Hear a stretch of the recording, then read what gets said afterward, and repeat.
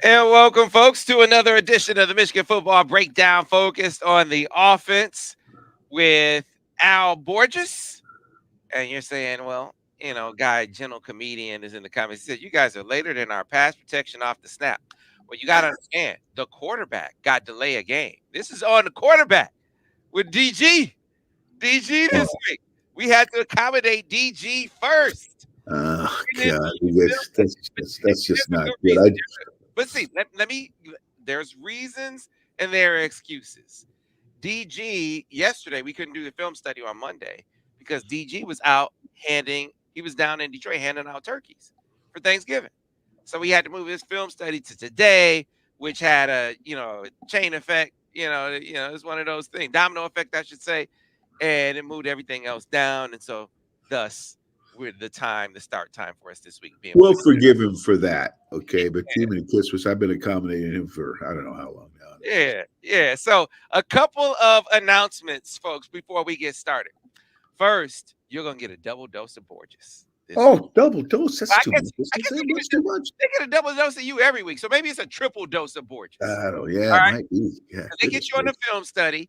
The film We we chop the film study in half.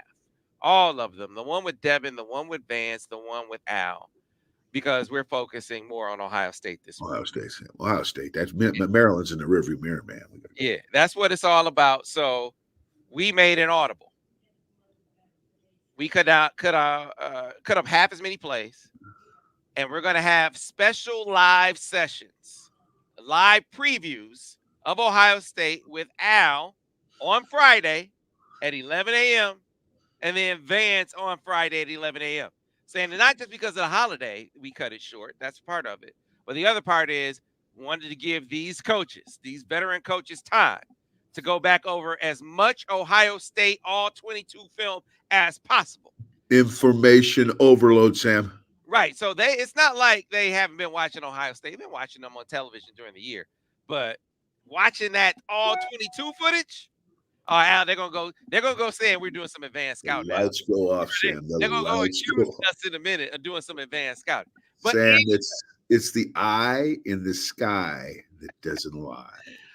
Al, knowing him, he watch all the film. Vance gonna watch a handful of games. He's already well into it, watching the all 22, and then we'll give you the live sessions just like this, where you're getting their breakdown. We're gonna talk about their strengths, their vulnerabilities, how Michigan matches up, and how they might take advantage of certain aspects of the Buckeyes, both offensively and defensively. And of course, we'll take your questions as well. There'll be some Ohio State today. Don't make no mistake. We'll get into that in this session too. But a lot of it today is going to obviously be spent on talking about Maryland. That's announcement number one. So 11 o'clock with Al on Friday in the morning, and then 12:30 with Vance. We're going to be breaking that down with Vance at 12:30 on Friday. So again, folks, set your reminders and be ready at that point in time. Another announcement.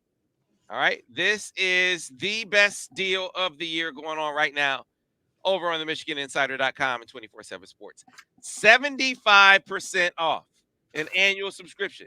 It does not get any better than this. So if you've been on the fence, if you've been waiting to get in on TMI, the VIP message board, the intel that flows over there, football, basketball, and recruiting, now is the time to get off that fence. Now is the time to get on the table because it does not get any more affordable than this. And it gets you access to the entire 24/7 Sports Network. I'll put a link right here in the comments or in the chat. And then I'll also put a link in the comment and the description for the video. So if you've been waiting on the MichiganInsider.com, do not wait any longer. Now is the time. And I'll grab that link for you here shortly. In the meantime, in between time, Al, it's time to get into the game. This was an interesting one because of the eerie similarities to the performance by JJ in the Illinois game last year to what we just saw. Different reasons for why I think the performance against Illinois last year had to do with the fact that Illinois was just like that. They had a defense like that. Remember, I told the Buckeyes. Yeah, they were a headache. They were a headache. Yeah, remember I told the Buckeyes, I said they can't play like Illinois, and they just all in their feelings about it, and I was right. Well, this time against Maryland, I don't think Maryland has some good players on defense. Bo Brady's really good, but I think this had to do with a little bit more to do with you got a quarterback, a little banged up. Coach is out, a lot of things going on, and Ohio State's the next week, and it kind of led to him not being totally on. Like a quarterback's never going to be on in every game. No, and this game had some similarities to the Penn State game, but the different impetus. It was more Penn State was more pass rush issues, right?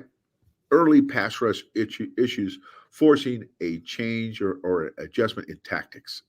In this one, the quarterback was not good early. He was in and it forced. Now he still made some plays in this game. I want to make that clear. He made a couple incredible throws, but he wasn't as good as he's not. He was a little. He wasn't JJ-esque. That happens. That happens in heck. Every quarterback I've had these games, Sam. Every one. But what it does is, as a play caller, it forces you to shift your thinking. Okay, in the first drive, the first drive, the first play of the game, we missed an RPO. Okay, they blitzed the nickel in the B gap on an insert zone. Ball should have gone out to the RPO. What didn't? And then there was a stick smash on third down, and the tight end was uncovered, and we threw it outside, completed it, but we were short of the first down, had a punt. And then the fifth play of the game, we called a multi-level play action pass. The free safety flat-footed the over route and gave him the post. We ended up checking the ball down. He just wasn't his normal JJ. Like I say, it happens. So you, as a coach, you can't just say, "Oh my God, you sure as hell not going to take him out." I'm not stupid, but let's get him grounded a little bit. So what they did is come back with 7 straight runs and a touchdown, and then another 6 or 7 runs before they throw another pass. Now everybody's going, "Oh, we're back to Penn State all over again." Well, when you're the play caller and the plays you just call, Sam, after that, plus 12 on an insert zone, plus 14 on a power play, plus 3 on a pin and pull, plus 6 on a split zone, plus 4 on a wedge, plus 1 on the 3-yard line, and plus 2 for a touchdown. We just took the ball and rammed it right down their throat, okay? Get our quarterback back. But in the meantime, let's find a way to get the ball moved and get some points on the board. And that's why the coordinator was thinking the way he was thinking. He started the next drive off with a plus 6, plus 4, plus 7, plus 5, and then he threw another pass, okay? But guys wonder why guys do what they do, and they call them stupid, and they say this, you're not using your – but when you're down there and you're making those calls, you are registering in your mind success rate. What's going on? When I throw, what happens? Not that you're going to give up on just one play, but when there's a series of events that force you to shift gears, and when you shift gears, it's successful, there's a tendency to want to stay with that. So I think as you study the play calling, and you and I did this yesterday, it was really, really eye-opening. You can kind of understand. Yeah. It was. I'm curious, Sam, your perspective. I'm going to ask you a question one time. Yeah, because look, I'll be full disclosure. You educated me on the thinking of a play caller because watching it live, I was very pointed in saying, look, you as a play caller, and you know what I think of Sharon. I think Sharon is a great young coach, and I think he's going to be a head coach very, very soon. But I said, yes, JJ missed some throws or some reads here. I guess I didn't realize how many at the time. Like I didn't realize live that he had missed an RPO. We went back on the video and we saw in the second drive after the 4 verts to Roman, there was a play action pass where you went over it. He missed a touchdown on the post. I didn't see that live. And so as you put together the sequencing for me, and he comes off of that and he runs 7 straight times and they get a touchdown and 6 straight times they're moving the football. I kind of get it. But at the same time, the one thing that I haven't come off of is rhythm. Is there a place in there as a play caller where you feel like even though he doesn't have it, are there some things I can go to that would give him some layups, give him some bunnies so he can kind of get the juices flowing? So, on the one hand, I understand where you're coming from. And based on what you said about what Sharon probably was thinking, like He's missed an RPO read. He's missed a post for a touchdown. You get into it. He almost throws an interception when he leaves protection in the red zone. And then the next play, he throws an interception, right? I get all of those things and I understand the sequence. But now, as I'm getting deeper in the game, what about the rhythm piece of it? Do you have to game plan or do you have to remind yourself, all right, let's try to give him some layups to get him kind of going in the flow? I don't know how that fit into the equation in the Maryland game, but I say all that to say, Al, I don't think there's any chance in hell that they win a game this week with that kind of balance or lack thereof. I don't think they'll have I any choice agree. if they wind up in I that no, situation. I They got agree. to dictate some Yeah, rhythm for JJ. yeah, I totally agree. I don't think you could play this way and beat Ohio State, but maybe I'm wrong. Maybe you could just mow them over and have a mediocre game from the quarterback. But I sure as hell wouldn't anticipate it. Okay, I would not. I would anticipate that he's going to do what he's done all year, and because this he's shown he can play on this stage and excel and win the big game, and I'm going to believe he can. I have to believe he can do it again. Now, so rhythm. Okay, rhythm, because that's really the bottom line. After 6 runs, he came back and took a shot on a flood route, which was again not read. You know, didn't get the result he wanted for whatever reason. Went back to running the ball and uh, then took a shot, got a DPI, missed a 4 vertical route, went back to running the ball, and then on play 25, he threw the most beautiful ball you've ever seen to Colston Loveland on an out. Okay, all right. You know what I'm saying? We're talking about rhythm. All right, we got one. We like it. We feel good. Okay. To this point, the only real good plays have been the 4 verticals or the vertical smashes early and that play. Okay. Now he starts to open it up a little bit, knowing still that the ball's being rushed well enough where you can't deny that. You still have to use that to your advantage and help the quarterback.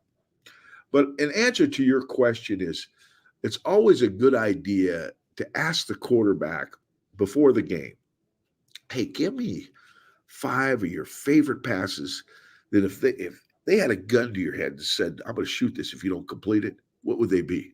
That's extreme, but makes you want, just the enormity of it. What would you call? So, well, I'd call if I had to complete it, I'd call a stick route. He has his own little, 5, 6 pack of plays. And those are always good plays to keep in your back pocket if you struggle a little bit. You know what I mean? And say, okay, the first pass, it may not be the perfect call. It may not be the play pass shot that everybody wants. But this is a pass the quarterback believes he can complete. So keep a little 6-pack of those plays when he's struggling and hope like hell they bail him out. Because, Sam, once the kid starts feeling his oats, this happened last year at Ohio State, he didn't start off rocking and rolling at the beginning of the game.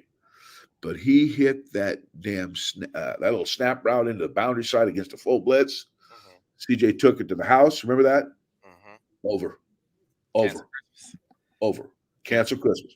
Yeah. All of a sudden, that rocky start, you start. It's so psychological, man. It's so psychological. People don't understand. It's not all physical, but once he starts feeling his oats, forget about it.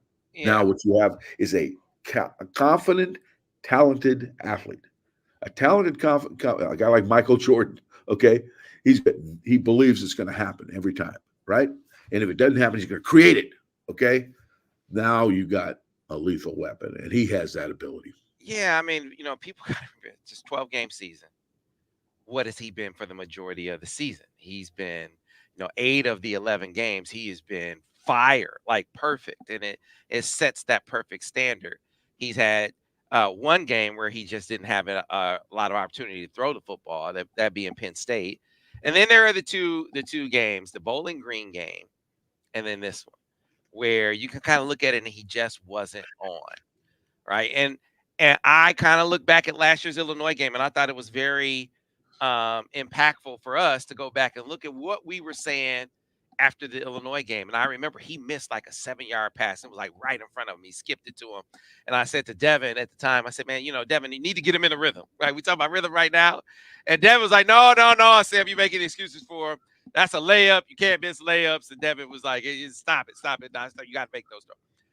My point in bringing that up is he just didn't have it that day. And he was going against, another thing to point out is Illinois was like that. Like they had dudes and they had a great scheme, right? But he got in that Ohio State game, and boy, it all came in, all the focus, all the accuracy. That's what I think we're going to see. He had a subpar game before, and the next game he was right back giving it to Right him, back being himself, and that's you're right going to get back that. being himself. He's a competitor. I tell you, something as you speak just occurs to me that can be, as a play caller, really dicey. And that is when you're playing a team that is denying you high percentage throws. Okay. Illinois did that a year ago. They're basically denying you high percentage throws. And they're forcing your quarterback to throw the ball down the field, which they are, in fact, kind of giving you, but your quarterback is not on. Okay. So you guys say, well, God, he can't hit that pass, throw this pass. Well, they're not giving him. I mean, that's they know this, okay? And they're not giving him your swing passes. They're jumping them. They're not giving you your sticks. They're all over him in cover one. You know what I mean? They're forcing you to throw multiple crosses or multiple layers, things down the field. And right now, he's not feeling good about throwing those. In another game, he'd throw them with his eyes closed. But there's always that one game, that outlier game, sometimes two games, where you got to come up with an answer when it is always the answer you want. Yeah, and so the factors to kind of contrast. Last year, you had pros across the board for Illinois, great coordinator. This year, and Klatt alluded to it in the game. It was a little bit later, but he was like, he's banged up, but he's good enough to play. And that kind of makes you scratch. Okay, you threw in that good enough to play. Like, man, he's banged up to the point where I wouldn't be surprised. And Devin told this story, and I'd be curious your recollection of it. But I wouldn't be surprised if he spent some time in the training room during the week where it wasn't all Who practice, knows? all Who practice knows? during the Yeah, week. And here's the deal, Sam. To get your quarterback ready, the only way you can do it is rest him, right? I don't know. Again, well, this is projected. I don't have practice. I don't have any inside information on injuries, nor do I want it. Okay. But if you can't body learn your game plan, now what do I mean by that? I mean, go through the mechanic of running all these things that you're going to do in a game. It reflects your play. It tends to reflect your play. I'll say that. Now, it's a seasoned 10-year NFL quarterback might be able to do that and be fine. But a college kid needs to run the game plan, okay? Or it can't affect it. So I don't know if he practiced. I don't know if he didn't. But I know that can affect your play big time. Oh, and incidentally, Joe Klatt, that was not Trente who had that sack, okay? Let's be clear on that. That was not Trente, okay? I'm not going to say who it was or what, but it was not Trente. All right. Yeah, Trente got a bad rap on that one. I don't. But you go on national television, you start blaming somebody, and it's misplaced. I can't get to the amount of people Joe can, but that's wrong. You know what I mean? You better be damn sure before you start blaming somebody. Yeah. So Devin recalled, and this is, I think, a very poignant story for this game, and to kind of get people, even if you look at the game for what it was, and what did you say? You had 5 misreads by JJ and 4 bad throws. I think you had 11 wasted plays, right? Wasted plays. Actually, there were 12 because there was a drop ball too. Right. So that is uncharacteristic. Oh God, that's not even close.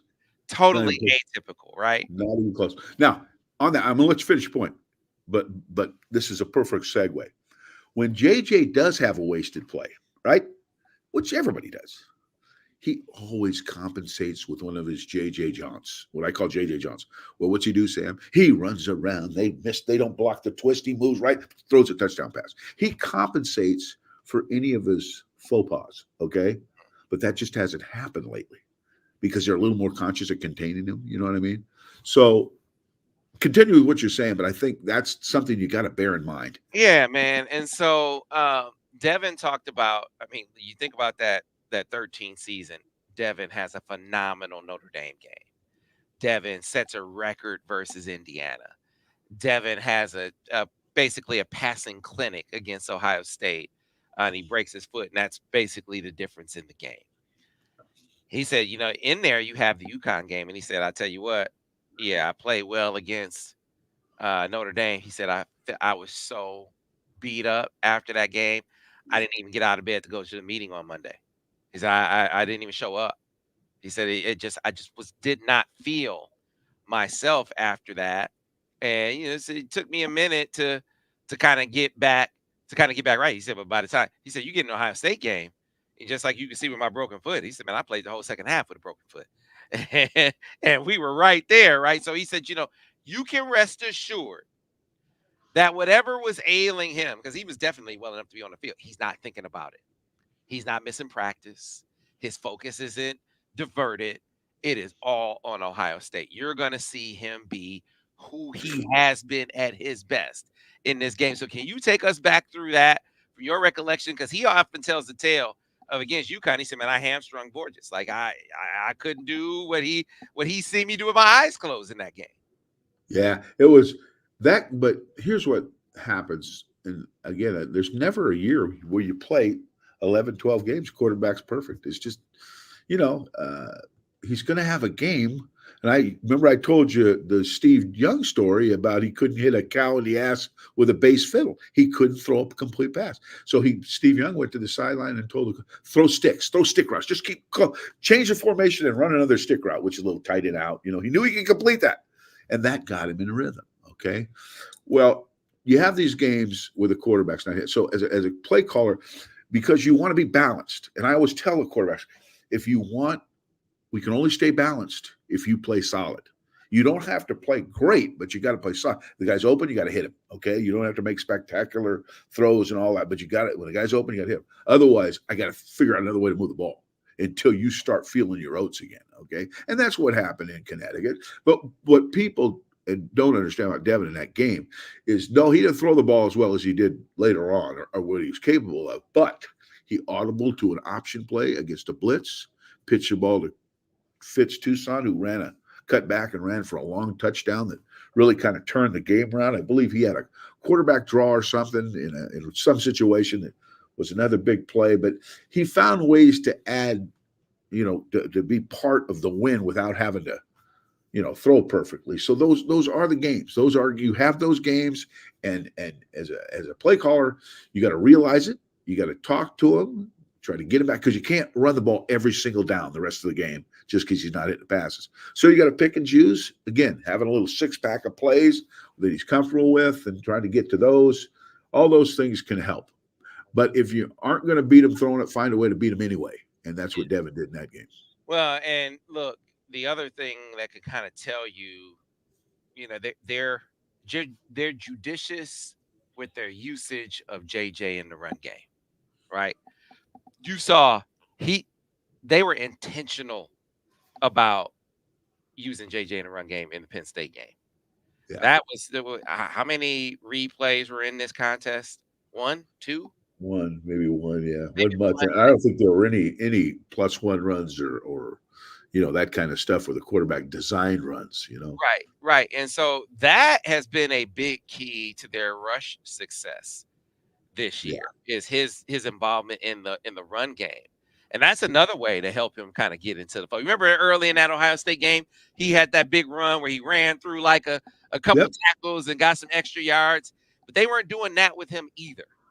No. All right. So that's another thing that kind of lets you know that part of this was, okay, we protecting him some. The other part of it is he's off a little bit, and we just got to get through this game. Now, I'll come back to what I said before.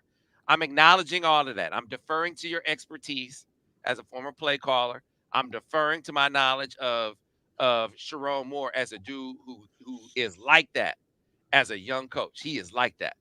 But my novice view of things, I don't think is off when I reiterate what I said before. They don't have a choice in this Ohio State game but to be more JJ dependent. Right? Yeah, think about this now, Sam. And this doesn't take a coach. This just takes some common sense. The Sunday meeting before Maryland, you go in there and you talk to the guys. Okay, what's going to be our approach in this game? And the first question that comes up, what's the health of our quarterback? He's kind of beat up. It's kind of this. He's okay. Okay. Now, the next question, can we beat Maryland without running our quarterback, knowing what's in the future? Okay. Because in the last game, we're emptying the friggin' drawer. Okay. Whatever happens, happens. The quarterback's going to want us to do it, even if he goes in a game with a broken leg. He's going to want us to do it, and the team's going to want him to do it, and the fans are going to want him to do it. So, can we beat Maryland? And my instincts right away, hell yes, we can beat Maryland without running JJ. We've proven we can beat a lot of teams without running JJ. Now, the game was tight. I understand all that. But that was the thinking, I think, going into the game. And I think they wanted to maintain that as much as they could so that they had a healthy body come this week. Yeah. That's the value of having a coach to talk to about it. You see the coaching perspective on it. You see the big picture about Ohio State. There are things that are going to be on the menu in this game that just weren't on the menu against Maryland. They just weren't. We aren't doing this this week, right? And we're going to win this game anyway without doing these things. And they got that done. They did. And JJ will be what we know. He's going to play like we know he can play, because I thought Devin was profound in giving us the player perspective. He said, I can tell you, I could not feel my body ache so bad. He said you chewed him out about that. I chewed him out all the time. I can't remember which one. That could have been any one of 100 times. I don't know. But I guess he didn't show up for the meeting. That was after. Yeah, that was after Notre Dame. Yeah, he didn't show up. He was still in bed, and I yelled at him. And it was just coaching deal. I mean, how I am. But his point was, man, I was so beat up. But you get me, especially in that Ohio State game, even with a broken foot, I was ready to go. He's a warrior. He's a warrior. That kid. He was a warrior.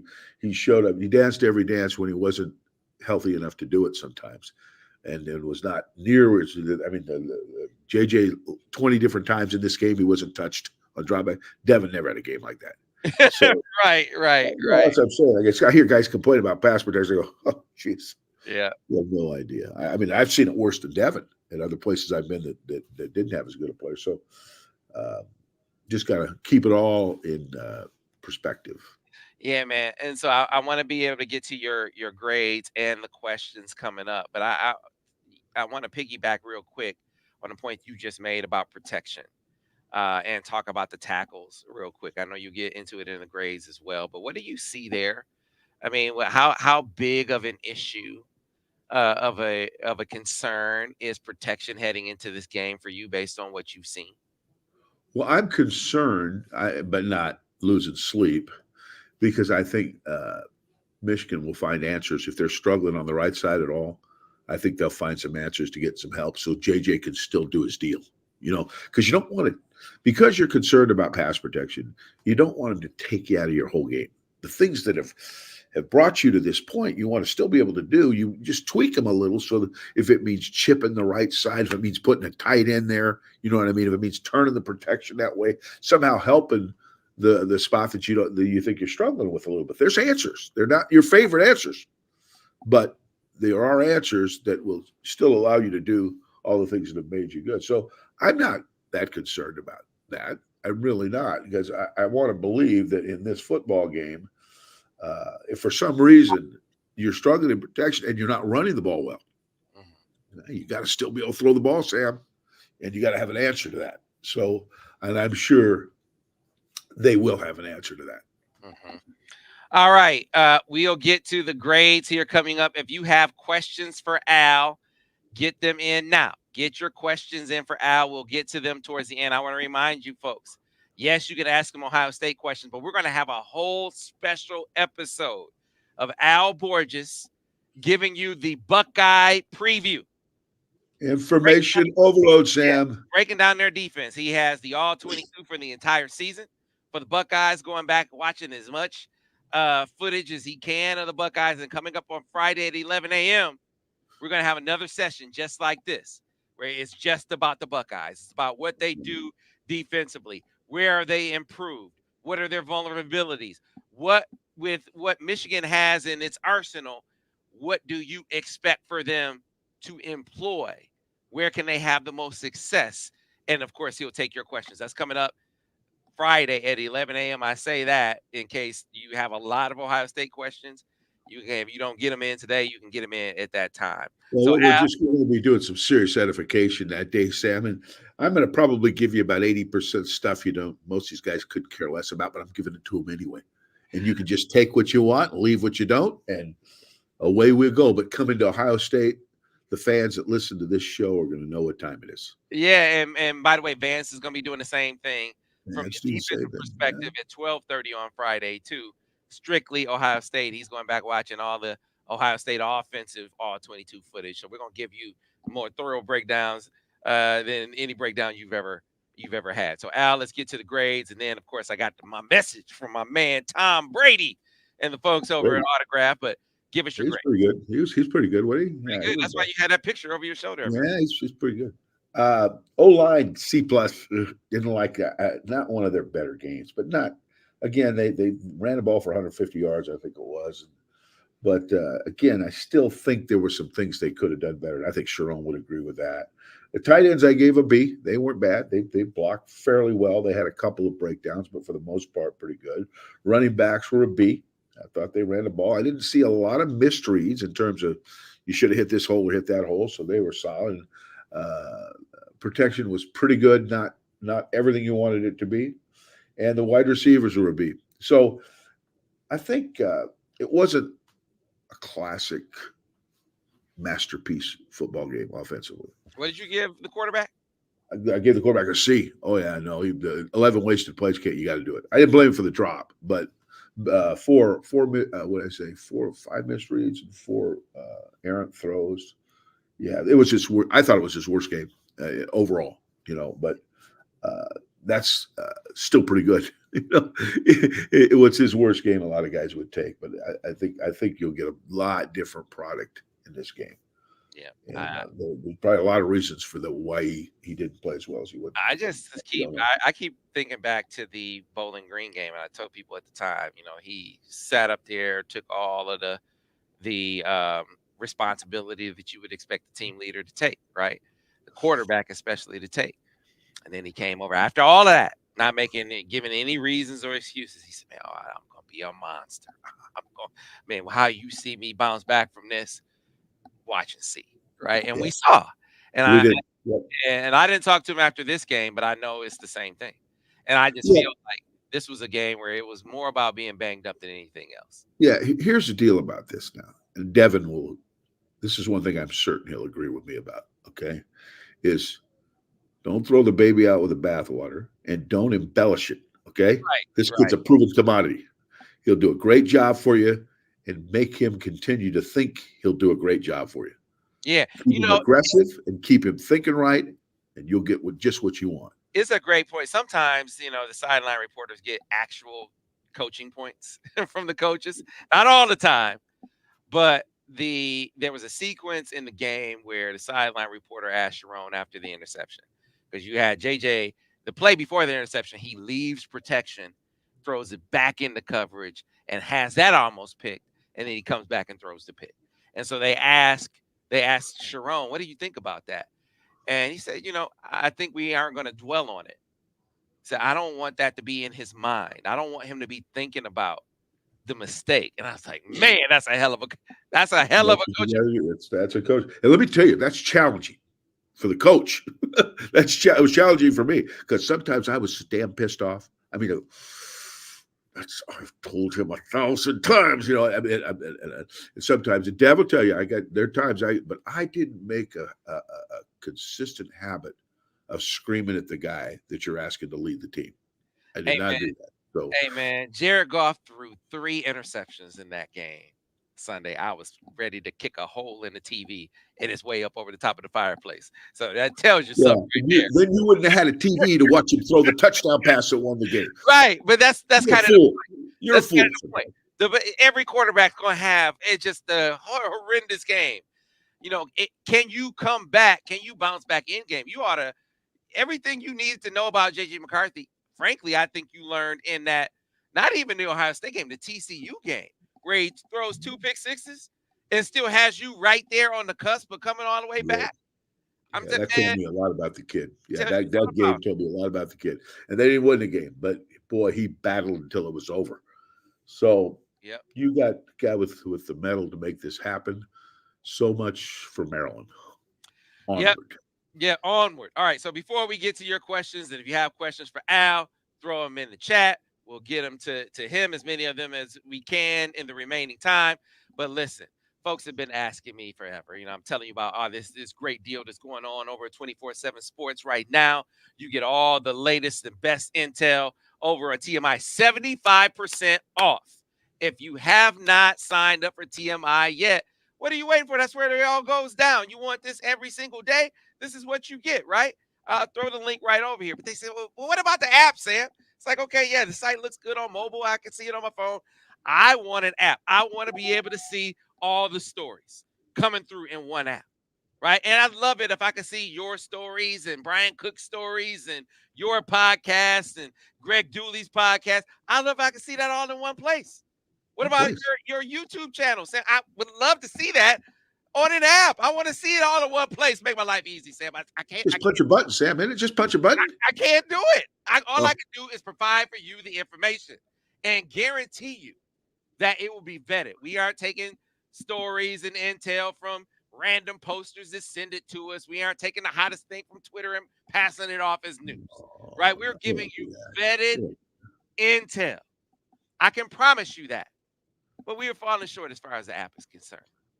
That's until Tom Brady came to the rescue, like he has so many times in his NFL career. Hell, even in his Michigan career. Who can forget the 2000 Orange Bowl? I tell this story all the time. I had a lot of Michigan fans that they were giving up. They were down 2 touchdowns twice in that game, Al. A lot of folks, they just don't have it. They didn't know TB12. That was like the beginning. That was the beginning. They wanted to kick their TV in just like you did, Sam. And they would have missed an incredible outcome. He brought him back from 2 touchdowns. Of course he did. Of course he did. Like, there's something different about this dude. Against Bama, no less, and he goes on to the NFL and has the best career in league history. Sam, when he was down 2 touchdowns, he had him right where he wanted him. He set a trap for him. He did, but he wasn't done making history. He said, "Listen, man, a lot of fans. It'd be great to be able to engage the fans in a fuller way. Is there a way that we can put together a concept where fandom is rewarded?" And Autograph was born. What is Autograph, you ask? It is a great app that Tom Brady and his team came up with that aggregates all of the aspects of fandom and puts it and gives it to you in the palm of your hand. So all of the stories that you read over the MichiganInsider.com come through on the app.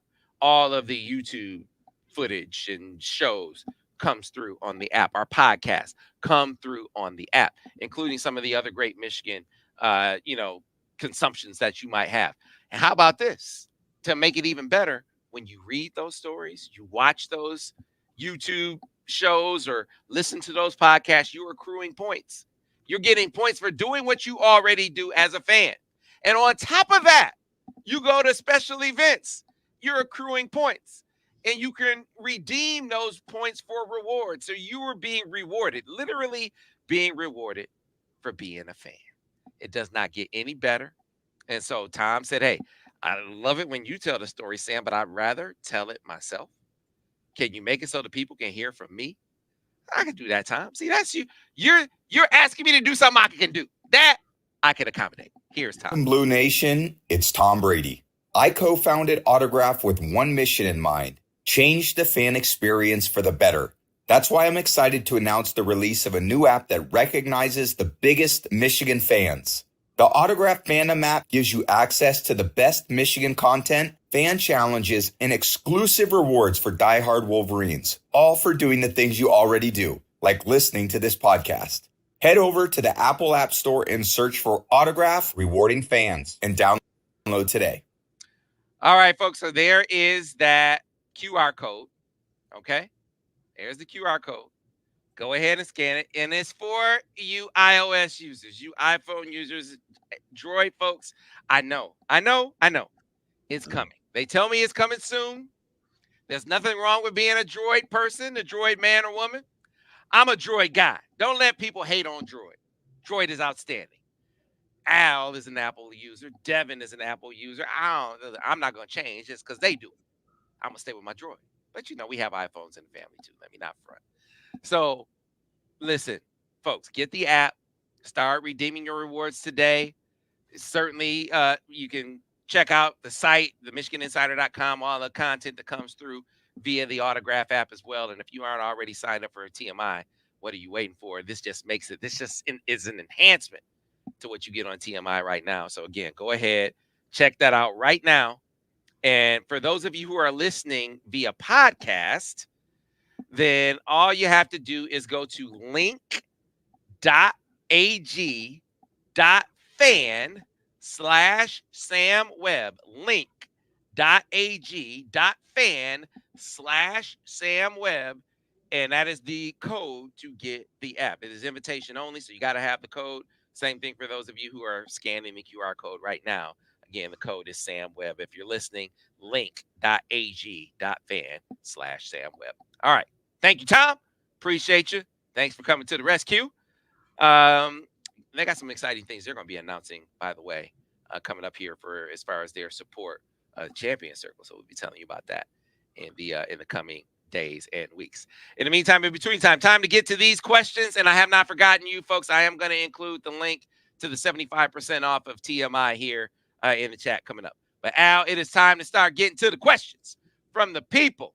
The first one comes from Kent V, and he wants to know, Al, are your play charts proprietary, or can you share them with the people? Oh yeah, I got them. I don't care. See, now understand, people. I'm not going to sit there and transcribe all of Al's play. I'm not. Yeah, that's right. I think that's what he's talking about, right? It's got all the. Is he talking about that, or is he talking about how you chart the game? Like your legal pad, where it's like all of Al's notes during the game. Oh, he's talking about those. I thought he was talking about the charts I use when I called the game. Okay. Maybe. Kent, is that what you're talking about? If that's what you're talking about, let us know. I don't know. Clarify that and I'll answer it. But I keep all my old laminated call sheets. I've gifted them a couple times. People wanted them. So like a big game, Notre Dame game, I gave it to a older fellow that wanted it. He framed it and put it up on his wall. So, but they're still, I still got them all. All right. So back-to-back questions from Steve Horn, who is a loyal listener, viewer, follower. Appreciate you, Steve.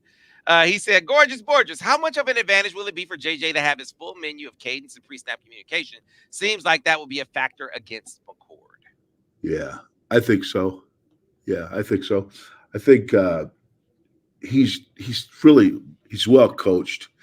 And in his second year, he's pretty much got it all. I don't know how many people have noticed, but whenever you see that tight end get pulled in from wide and go down, it's usually an audible, a max protection audible. And he's done that several times. And every time it happens, something good happens. So, yeah, you got to keep him all that, maybe a couple RPOs. I don't know. They're never going to be a big RPO team. I'm convinced of that. But he is capable of doing anything you want to spend the time to coach, okay, and practice. Capable of doing anything. But there is a limit to that because you can't do everything. All right, Al. And then I said back-to-back from Steve Horn. He asked to follow Coach Borges. Did it seem that JJ was sped up in the 2-minute drill? It seemed the entire team got a little too sped up there. What did you see? Well, you kind of have to go fast. You got to have to go fast. And time becomes such an important factor now. You're not just fighting the defense, you're fighting the time element. Now, and I'd have to know exactly what instances you're talking about. But for the most part, I think unlike the week before, Sherrod was a little more accustomed to being the head coach, play caller, line coach, that. And I think plays were getting in enough time for him to do what he had to do. But in 2 minutes, you're not doing any audible because, if you're on unless the clock stopped, you're going as fast as you can and usually reducing the menu of plays that you're going to run because of it. And but I didn't see that to be a big factor. Now, maybe I missed something. That is possible. That's something that would become more apparent in real time or on television than it would watching it all 22 copy. All right. M. Jim says, Al, JJ in his post-Maryland press conference said that he needs a chance to get rhythm. What say ye? I didn't even talk about Absolutely. Yeah. We've already talked about this. Absolutely. Find that, the six pack of plays that he likes. I always ask quarterbacks, what are your favorite plays? And then what you think you need to do tactically to the defense. Whether he may not list one of the play pass shots as his favorite plays, but you got to put it in there because it's a way, you see that as a way to exploit their defense. So, put that stuff together. I think at the beginning of the game, hit him with a reverse in there. Hit him with a couple play pass shots. Hit him with a few plays he likes and we can complete, and run the football with the efficiency and nuance that you have in every other game. All right, let's go back to it. Here is this one. We kind of went over this over the course of the deal here. If you could put in perspective the Maryland game, because Steven Gramza says, I didn't feel good about this win. I need Al to talk me down from the ledge. Can you put in greater perspective the game? Yeah, Steven, listen to me now. Listen to me. Listen, I hope you listen. You're not going to kick the crap out of every team you play. I had a 13-0 team at Auburn. Okay, didn't lose a game, won a Sugar Bowl, but we struggled against Alabama. We struggled against LSU, but we found a way to win. Okay, and the sign of a really good team is they can win and not play at their best. I call it willing wins. It just their force of will was so great, coupled with good talent and be better than the other team, even though you're not playing great, you still win a game. So just chalk it off to one of those kinds of games. Now, if you have a bunch of those, you start getting a little nervous, particularly if it's against lesser opponents. But I would equate it, and Sam's done a good job with this analogy, to the Illinois game a year ago. It was very, very similar. Different defenses, different elements. I understand a lot. But the mentality was very, very similar. And what did they do the next week? They sent Ohio State home with their tail between their legs in their own stadium. I look for the same thing. This one from JMatt277. Serious question. Do you think JJ being told not to use his legs caused him to press more to get the ball out early in his progression? I didn't see that, but that is a good question, because that would be a logical conclusion probably to draw, knowing that he's not going to be used that way. But as I watched his footwork in a game, and again, he had uncharacteristically missed reads, which just isn't really JJ McCarthy. And so you're looking for things. Why? Okay, is he throwing it too quick? Is he throwing it too late? Is he forcing it to a certain receiver? All those kinds of things. But I didn't see that. The reads that he missed, I think, were just misreads. I know what to tell you. He didn't see the defense the same way you saw the defense on the All-22 and made his decision accordingly. But I didn't see him rushing throws. Some guys get concerned about protection and throw the ball where they could maybe take another hitch step to see the read a little better. I didn't see much of that. I think his mistakes were not footwork errors. His mistake, basic decision making and throwing accuracy. That was the two things I saw showed up the most. All right. Kevin Gibson wants to know. This is something. What's up, Kev? Kevin and Melvin Dale. What's up? How you doing? Good to see you. Sam, Coach Borges, I think Donovan Edwards can be a factor in the passing game. I also hope Michigan will take advantage of Samaj Morgan, get the ball in his hands. What do you guys think? I think. Yeah. No. Yeah, he's spot on. Yeah, he got spot on. And I said this, I think a week ago or 2 weeks ago, is I think you're going to see Donovan be more and more of a factor in the passing game and the running game some too, because he's starting to feel a little bit better that way. But yes, he has to be out of the backfield. He could catch 4 or 5 passes, maybe create one big play. That would be a great game for him. Okay. And Samaj, they've kind of weaned him a little bit, but the more he touches it, the more good stuff keeps happening. Well, that's not a coincidence anymore. Okay. That's a byproduct of his ability. And so I think somewhere to plan, they'll have 28 on the board. We got to throw him on a fly sweep. Maybe we got to throw him a quick screen, something in there that allows him 4 or 5 touches that, which with his big playability could create an explosive. Yeah, Kent V. He said he was talking about after the game, the play breakdown, how many play action zones, all the stuff. Oh yeah. I have them all scribbled. Okay, good. Thank you. Clarify that. Yeah, I have it Clarify. all scribbled out. Whoa. Clarify what? Like he Cla- wants to know, can you make them available to the people? How exactly are those things going to be produced if you do make No, I don't know that I could do that. And most of it, I mean, look, this is what I man, really. This is my high tech method of crunching numbers. Okay, it's not really sophisticated. And I send them to Sam in texts, and I wake him up at night. He gets to see how many drop back passes were thrown and how many times the quarterback was hit. I give him more information than he sends to you. Okay. But like I say, man, when you retire, sometimes you get too much time. Yeah. So when I watch a video, I mean, I watched it. yeah, Al's like a Yeah, database. You can ask him how many times on third down in the red zone have they thrown the ball to the left, and Al will be able to go look at his chart and tell you. Yeah. Well, what you do, and it's the coach in me that's never left me and probably never will. I watched a video, and I'm privy to all 22, which a lot of people aren't.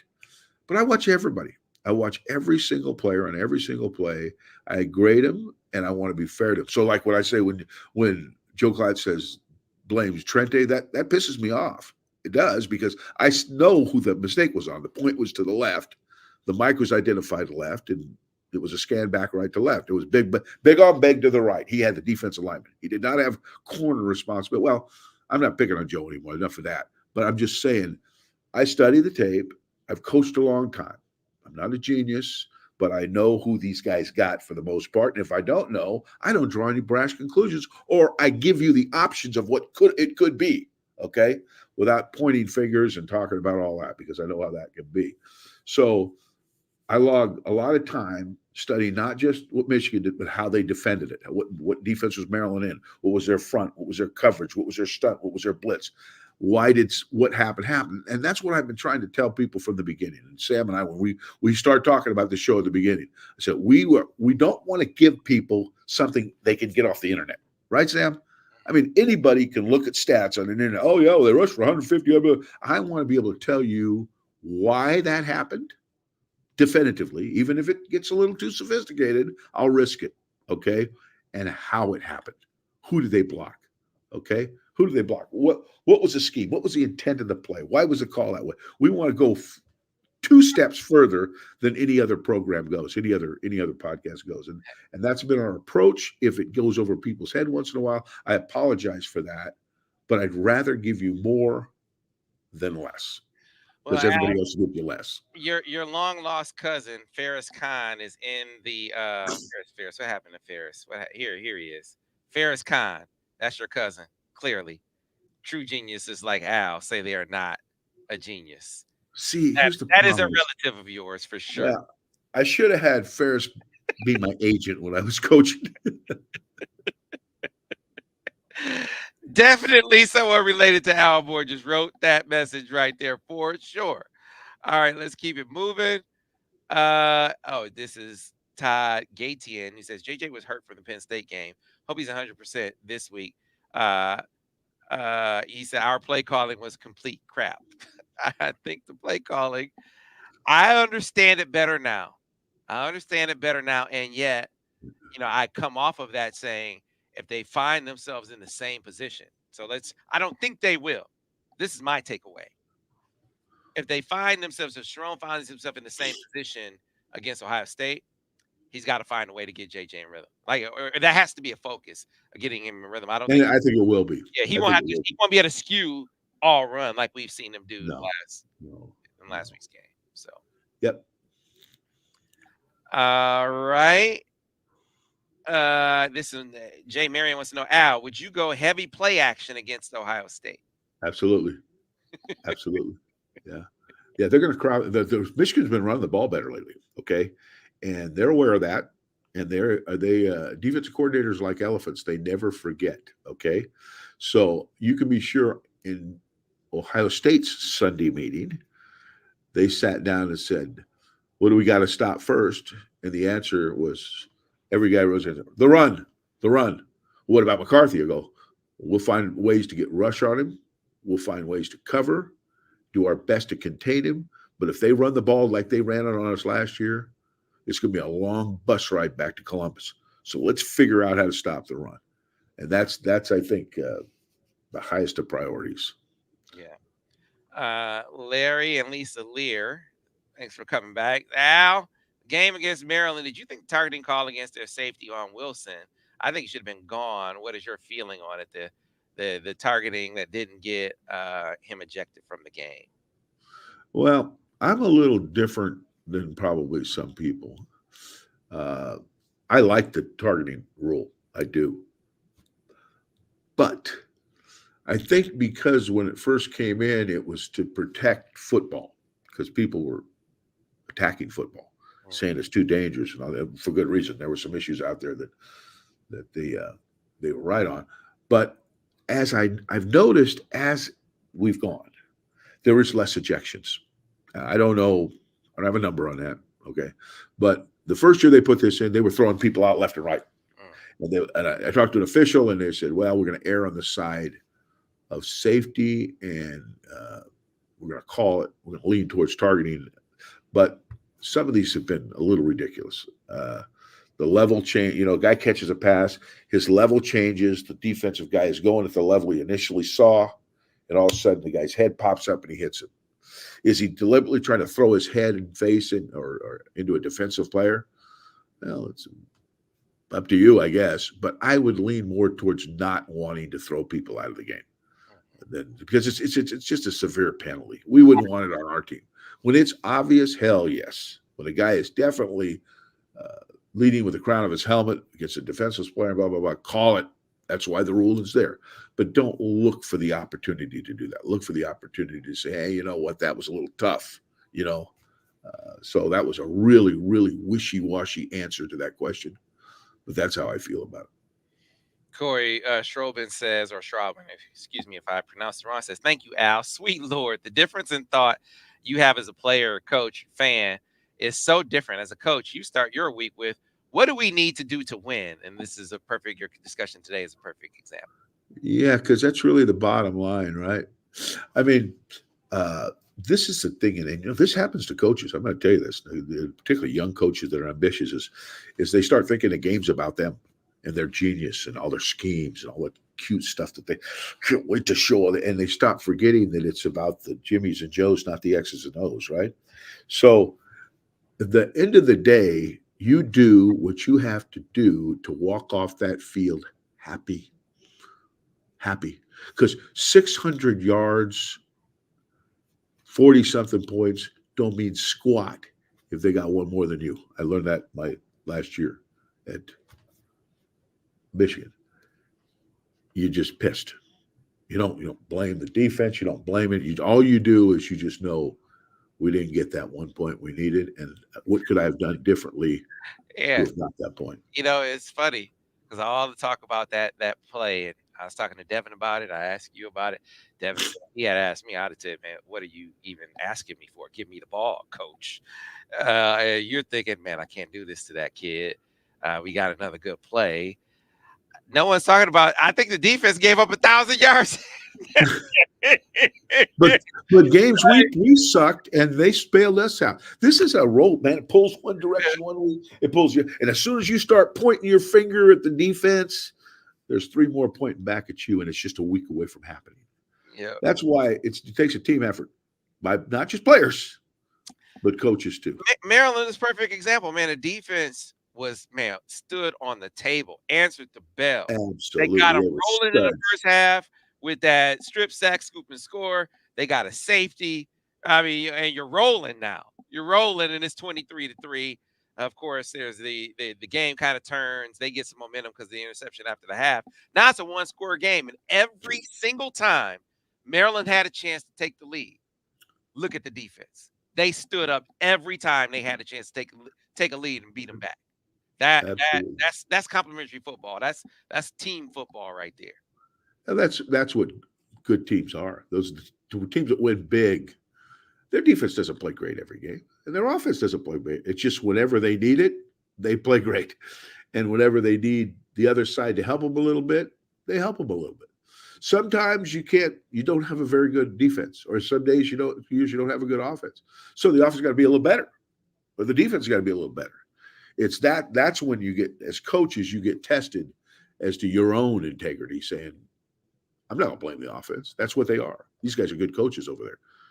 Last year they averaged 35 points. This year they averaged 25 points. We just got to play better, right? And that's hard to do. But pure team guys do that.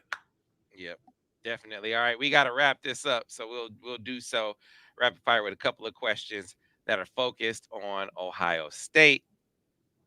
We being says, another avid watcher here every week, says, I know the whole discussion is to be a bit more quarterback dependent in this game, but are we able to run the ball against this Ohio State defense? How much will the run game factor into this game, Al? We got to run the ball respectively, with respect, having them respect us against run. That doesn't necessarily represent 300 yards rushing. Okay, if it does, that'd be nice. But we've got to run it well enough so that we can set up the other things we want to do with the offense. We have to run it well enough to be able to address every situation that can come up during the course of the game. If it's 3rd and 1, we got to run it well enough to get the first down. If we're inside the 5, we got to run it well enough within a couple steps. We're in the end zone. Okay, at the end of the day, that maybe 145 yards, complemented by 280, 310 yards passing. That's good. Who knows? We may have to run it for 250 yards and pass it for 150 yards.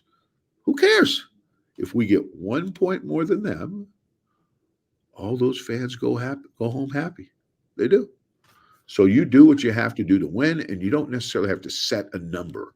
I never had, Sam, something I never had as a coordinator that a lot of guys have. I never had a goal chart. I wouldn't refuse to use it. I said, because there's too many ways to win.